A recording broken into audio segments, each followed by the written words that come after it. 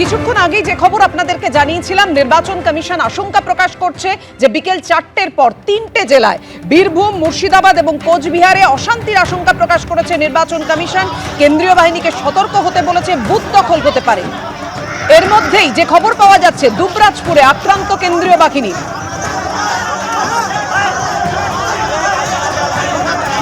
দুবরাজপুরের ছবি রেখেছি আপনাদের সামনে। কেন্দ্রীয় বাহিনীর ওপর ইট বৃষ্টির ঘটনা ঘটল।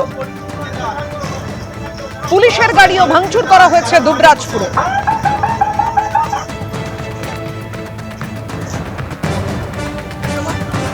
ছজন আহত হওয়ার খবর পাওয়া যাচ্ছে। দুবরাজপুরের যে ছবি আপনাদের সামনে রেখেছি, আক্রান্ত কেন্দ্রীয় বাহিনী, পুলিশের গাড়ি ভাঙচুর করা হয়।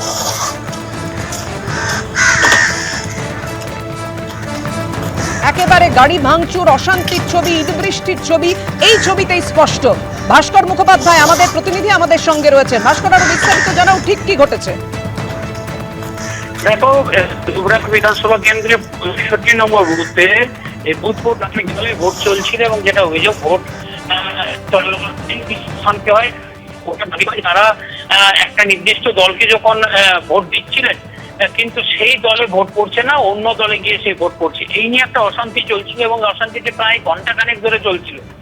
এবং এরপরই কেন্দ্রীয় বাহিনীর জওয়ান যারা ছিলেন, তার থেকে অতিরিক্ত কেন্দ্রীয় বাহিনী জওয়ানদের সঙ্গে তর্কাতর্কি শুরু হয়।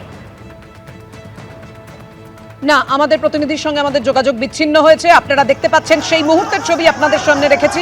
দুবরাজপুরে আক্রান্ত কেন্দ্রীয় বাহিনী, কেন্দ্রীয় বাহিনীর ওপর ইট বৃষ্টি হয়, পুলিশের গাড়ি পর্যন্ত ভাঙচুর করা হয়।